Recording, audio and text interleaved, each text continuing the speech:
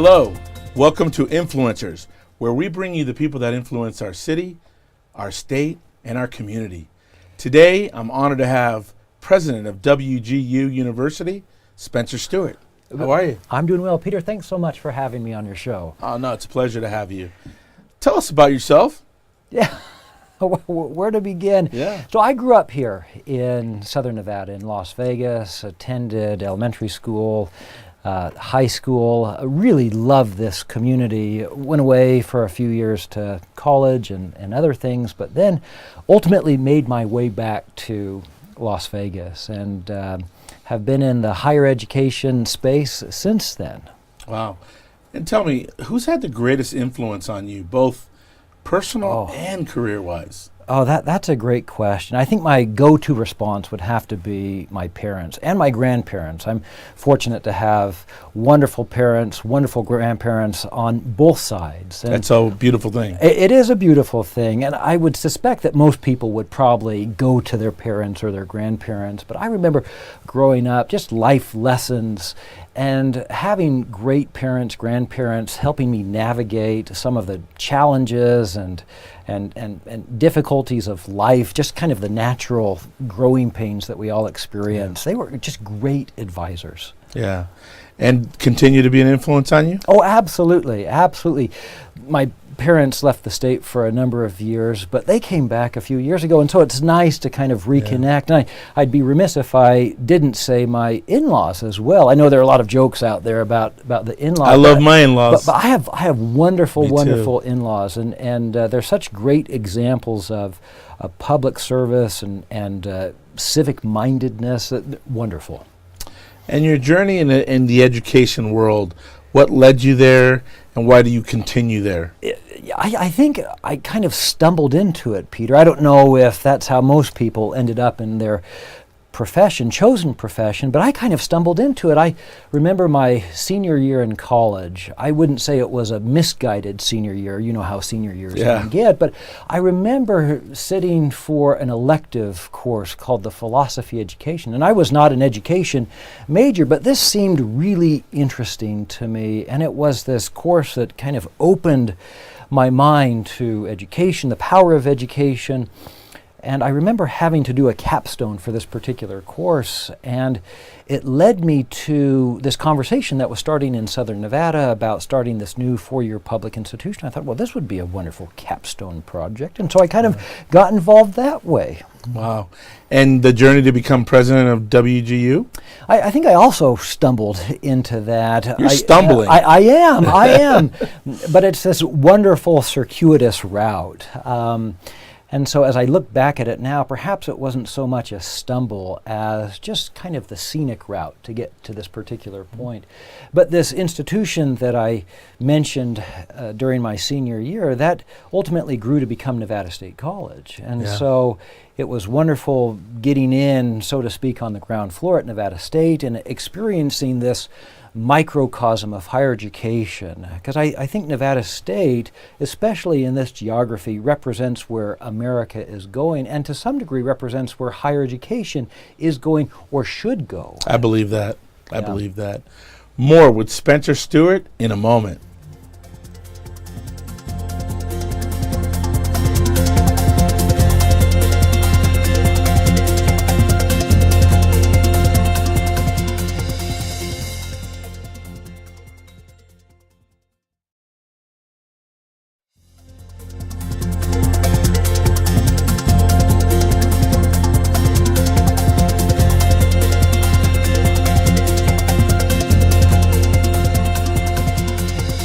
Welcome back to Influencers.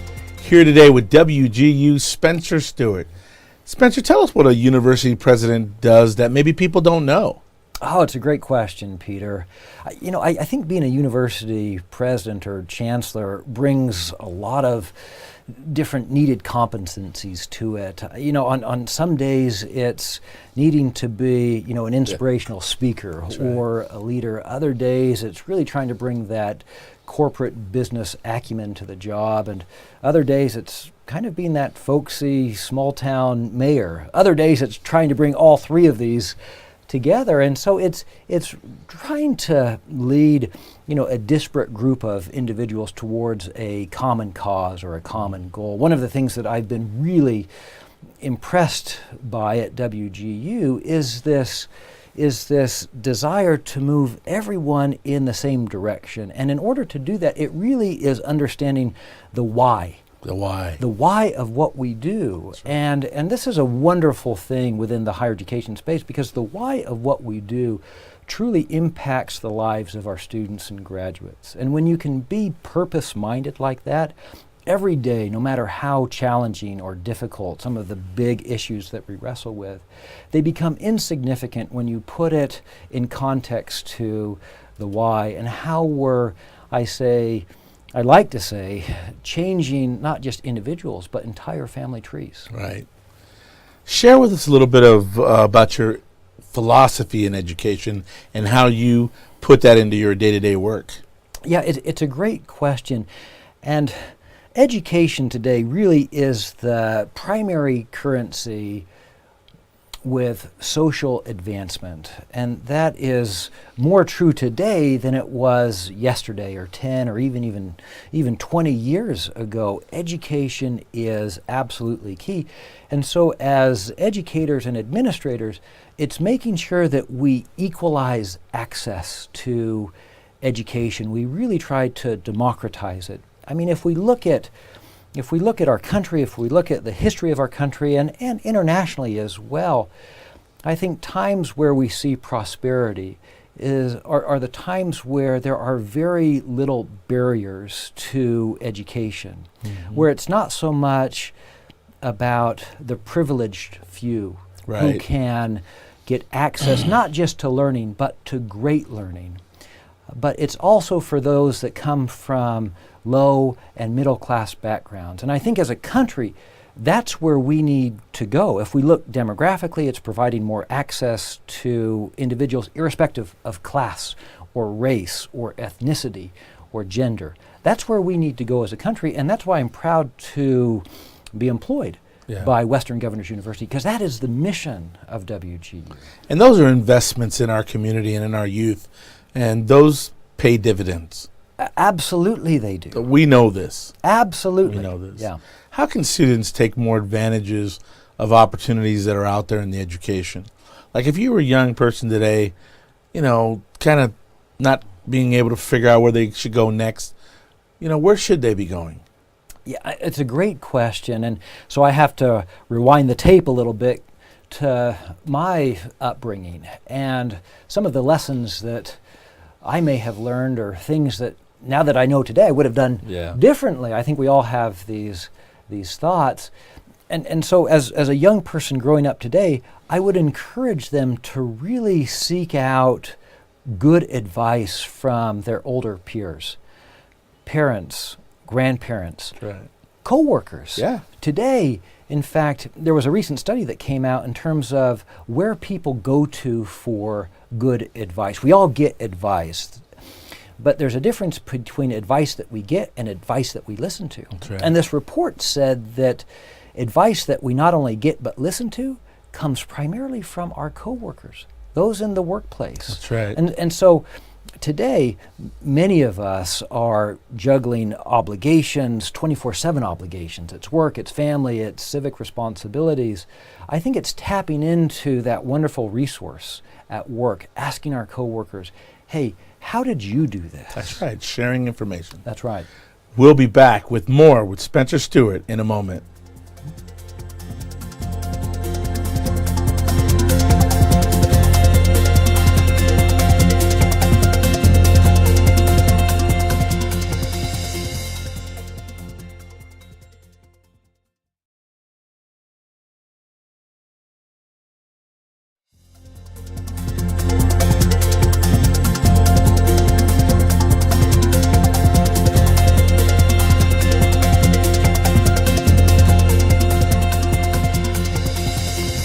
Back with Spencer Stewart from WGU. Tell us about some plans that you can share with us, plans in the future. So before I talk about plans, I think it's helpful to understand history too with Western Governors University.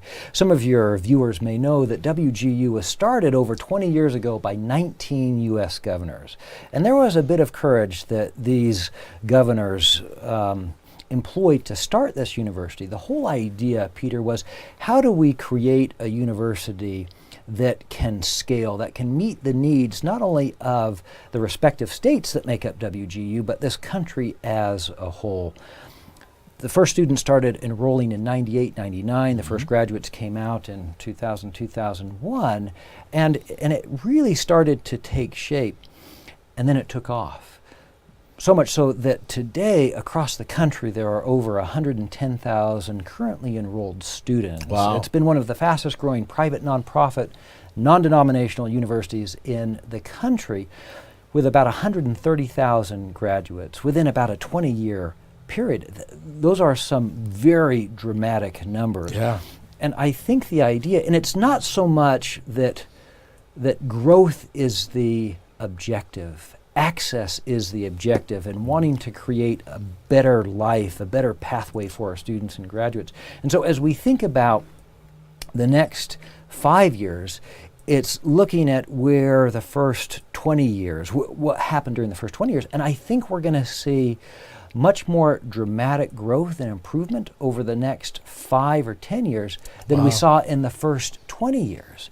And so as we think about WGU in 2024, I think we're going to have many more programs. The idea is, how do we become hyper-local? How do we meet the needs within our respective communities with workforce development and the right programming and content?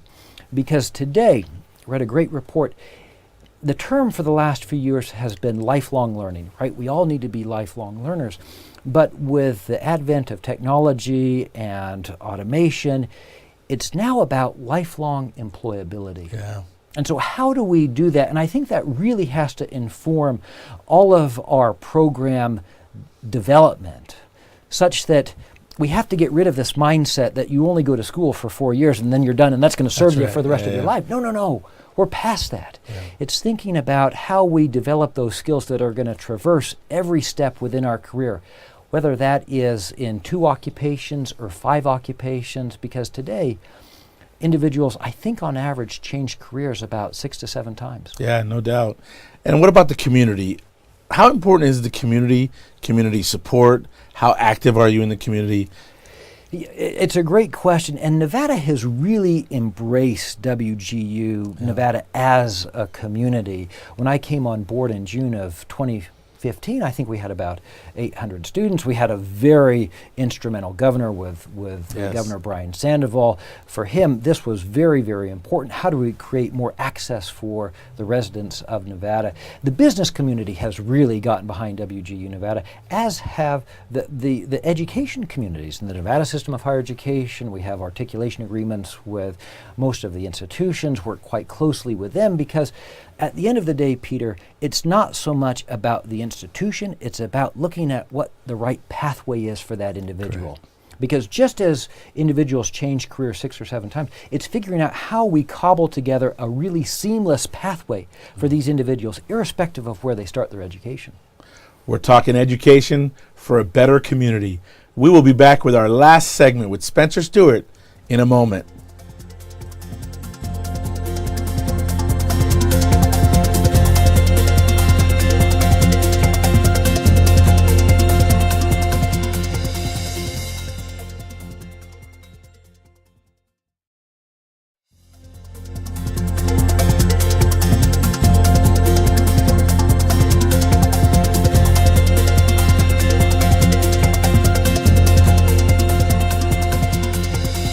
Hello, welcome back to our last segment on influencers with Spencer Stewart. Spencer, tell us about the Hispanic community, how important it is to you, how your relationship is with the Hispanic community, the Latin Chamber. Yeah, I love the Latin Chamber. I love what you've done with the Latin Chamber, Peter. This is such an anchor point in our larger community. And it's wonderful to see the growth of the Hispanic community.